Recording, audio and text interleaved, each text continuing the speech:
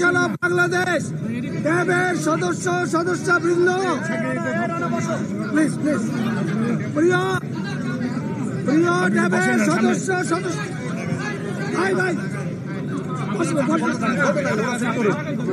ভাই প্রিয় সদস্যবৃন্দ, আসসালামু আলাইকুম। প্রিয় সাংবাদিক ভাই ও বোনেরা,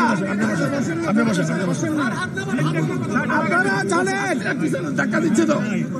গত 9 আগস্ট একটি সুষ্ঠু এবং সর্বোচ্চ পার্টিসিপেটরি নির্বাচনের মাধ্যমে ডক্টরস অ্যাসোসিয়েশন অফ বাংলাদেশ তাদের নেতৃত্ব নির্বাচন করেছে।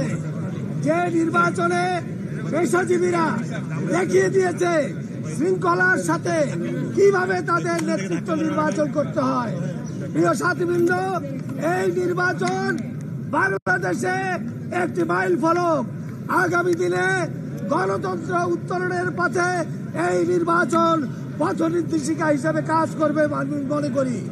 এই অবস্থায় আজকে আমরা আমাদের যিনি আদর্শিক নেতা শহীদ রাষ্ট্রপতি জিয়াউর রহমান, যিনি বাংলাদেশের স্বাধীনতার ঘোষক এবং বাংলাদেশে বহুদলীয় গণতন্ত্রের প্রবর্তক, তার মাজারে আমরা শ্রদ্ধা নিবেদন করতে এসেছি, তার কাছে তার জন্য দোয়া করতে এসেছি।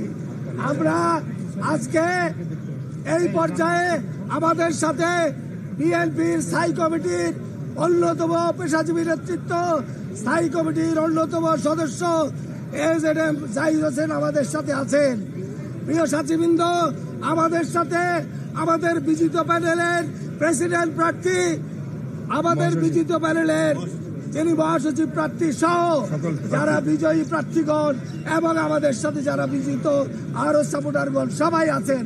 আমরা সম্মিলিতভাবে এখানে আজকে আমাদের নেতার মাঝারে আমরা দোয়া প্রার্থী হিসাবে এসেছি। আপনারা সবাই আমাদের জন্য দোয়া করবেন। ইনশাল্লাহ আগামী দিনে ঐক্যবদ্ধভাবে ড্যাবকে আমরা এগিয়ে নিয়ে যাব এবং বাংলাদেশে গণতন্ত্র প্রতিষ্ঠা, বাংলাদেশের স্বাস্থ্য ব্যবস্থার পরিবর্তনে আমরা ভূমিকা রাখবো বলে বিশ্বাস করি। আমি এই পর্যায়ে শেষ করছি। আমাদের সবার জন্য আপনারা দোয়া করবেন। খোদা হাফেজ। বাংলাদেশ জিন্দাবাদ। ডক্টরস অ্যাসোসিয়েশন অফ বাংলাদেশ জিন্দাবাদ। জিয়াউর রহমান অমর হোক। শহীদ জিয়াউর রহমান অমর হোক। বেগম খালেদা জিন্দাবাদ। জনাব তারেক রহমান জিন্দাবাদ। ধন্যবাদ। এখন আমি আমাদের উপস্থিত প্রধান অতিথি স্থায়ী কমিটির সদস্য প্রফেসর ডক্টর এজেডএম জাহিদ হোসেনকে আপনাদের উদ্দেশ্যে সবার উদ্দেশ্যে বলার জন্য জানাচ্ছি। বিসমিল্লাহির রহমানির রহিম। ডক্টরস অ্যাসোসিয়েশন অফ বাংলাদেশের নবনির্বাচিত নেতৃবৃন্দ professor doctor Harunur Rashid, doctor Jahirul Islam শাকিলের নেতৃত্বে প্রফেসর ডক্টর আবুল কেনান এবং ডক্টর মেহেদি হাসান এবং ডক্টর প্রফেসর খালিকুজ্জামান দীপু, 5 জন নির্বাচিত নেতার নেতৃত্বে আজকে আমরা শহীদ রাষ্ট্রপতি জিয়াউর রহমান বীর উত্তমের মাজারে শ্রদ্ধা নিবেদন এবং দোয়া করার জন্য এসেছি। আমাদের সাথে এই 9 তারিখের নির্বাচনে professor A K Azizul Haque, professor Abdul Shakur খানের নেতৃত্বে যে প্যানেল নির্বাচন করেছে এবং গণতন্ত্রের যে সত্যিকার গণতন্ত্রের যে চার্ম, অর্থাৎ এই যে 9 তারিখের নির্বাচন, একটি প্যানেল নির্বাচিত হয়েছে, একটি প্যানেল নির্বাচনের সদস্যরা মনে করেছে তাদেরকে দায়িত্ব এখন না দেওয়ার জন্য তারা বিজিত হয়েছে। কিন্তু আজকে সবাই এখানে ঐক্যবদ্ধভাবে উপস্থিত হয়েছে। সর্বোপরি ড্যাবের শুধু নয়, বাংলাদেশ জাতীয়তাবাদী দলের চেয়ারপারসনের অন্যতম উপদেষ্টা, জিয়াউর রহমান ফাউন্ডেশনের নির্বাহী পরিচালক প্রফেসর ডক্টর ফরহাদ আলিম ডোনার সহ ড্যাবের প্রতিষ্ঠাকালীন অনেক সদস্য এবং আমার সিনিয়র বয়োজ্যেষ্ঠ অনেক নেতা যাদেরকে নিয়ে আমরা দীর্ঘ সময় যাবৎ ড্যাবের এবং পেশাজীবী রাজনীতিতে আমরা সক্রিয়, তারা আজকে উপস্থিত হয়েছেন। সেই সাথে প্রধান নির্বাচন কমিশনার জনাব সচিব বর্তমানে সচিব বিজনকান্তি সরকার, উনিও আমাদের মাঝে উপস্থিত হয়েছেন। অর্থাৎ 9 তারিখের বিষয়টি যদি আপনারা দেখেন, বিএনপি সবসময় জনগণের কথা বলে, জনগণের অধিকারের কথা বলে, গণতন্ত্রের কথা বলে। চিকিৎসকরা তাদের সরাসরি ভোটের মাধ্যমে তাদের আগামী দিনে কে নেতৃত্ব দিবে সে দায়িত্ব দিয়েছে ডাক্তার হারুন এবং ডাক্তার শাকিলের নেতৃত্বে। এবং এখন ওনাদের দায়িত্ব হচ্ছে সবাইকে নিয়ে কীভাবে ঐক্যবদ্ধভাবে পেশার জন্য এবং দেশের স্বাস্থ্য ব্যবস্থার জন্য কাজ করা যায় সেই লক্ষ্যে ওনারা ওনাদের পলিসি নির্ধারণ করবে। এবং আমরা দৃঢ় আশাবাদী যে আমাদের এই নির্বাচিত প্যানেল ইনশাল্লাহ স্বৈরাচারের রেখে যাওয়া জঞ্জাল মুক্ত করে বাংলাদেশের মানুষের জন্য একটি আস্থাশীল স্বাস্থ্য ব্যবস্থা গড়ে তোলার জন্য তাদের দায়িত্ব যথাযথভাবে পালন করবে। আর আজকে আমরা অনেক কথা শুনতে পাই, কেউ কেউ বলেন, হুমকি দেন যে আগামী দিনে নির্বাচন হতে দেবেন না। মনে হচ্ছে সেই স্বৈরাচারের যে আচরণ ছিল, স্বৈরাচারের যে কথা ছিল, সেই ধরনের কথার পদধ্বনি আমরা শুনতে পাই। সেজন্যই আজকে আমরা আশঙ্কিত হই অনেক সময় যে নির্বাচন নিয়ে ষড়যন্ত্র হচ্ছে। কেউ কেউ বলার চেষ্টা করেন প্রধান উপদেষ্টা মহোদয় তো প্রধান নির্বাচন কমিশনার ও নির্বাচন কমিশনকে বলে দিয়েছেন ফেব্রুয়ারির মধ্যভাগের মধ্যে নির্বাচন সম্পন্ন করতে। আর যখন আমরা শুনতে পাই সরকারের একটি অংশ এখনও যারা সরকারের সাথে সম্পৃক্ত আছেন সেই অংশের পক্ষ থেকে কেউ কেউ যখন বলেন নির্বাচন এটা না করলে হতে দিব না, ওটা না করলে হতে দিব না, আবার গণতন্ত্রের কথা বলবেন। এই দেশের মানুষ গণতন্ত্রগামী মানুষ, এই দেশের মানুষ জানতে চায় তার প্রতিনিধিকে, তাদেরকে সরাসরি দেখতে চায়। এই দেশের মানুষ পিআর সিস্টেম কি সেটি কোনোদিন প্র্যাকটিস করেও নাই, সেটি জানেও না। পৃথিবীর অনেক দেশে পিআর আছে, নন পিআর আছে, বাট সবচেয়ে বড় গণতান্ত্রিক দেশ হচ্ছে আপনার ভারত, তারপরে বলেন ইউকে, তারপরে বলেন ইউএসএ। ওখানে কোথায় পিআর পদ্ধতি অনুসৃত হচ্ছে?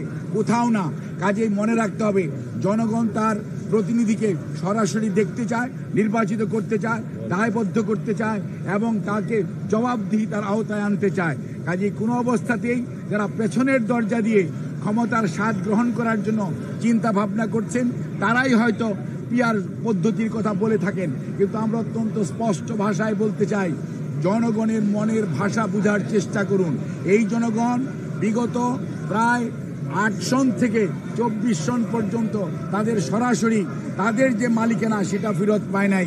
বিভিন্ন ধরনের নির্বাচন হয়েছে, আমি সেদিকে যেতে চাই না, কিন্তু আজকে মানুষের জন্য আকাঙ্ক্ষা হচ্ছে আমার ভোট আমি দেব, যাকে খুশি তাকে দিব, নির্বিঘ্নে দিব, নিঃশঙ্ক চিত্তে দিব। কাজেই যারা আজকে ধমক দেন নির্বাচন হতে দিবেন না, তারা কি ভেবে দেখেছেন জনগণ কি এটা চায়? জনসমর্থন কি এটাতে আছে? আপনারা মব কালচার সৃষ্টি করছেন, দেশের আইন শৃঙ্খলা পরিস্থিতি কোন দিকে নিয়ে যাচ্ছেন, দেশের শিক্ষা ব্যবস্থা 1 বছর যাবৎ কি ধরনের পড়াশোনা হচ্ছে সেটিকে আপনারা লক্ষ্য করেছেন?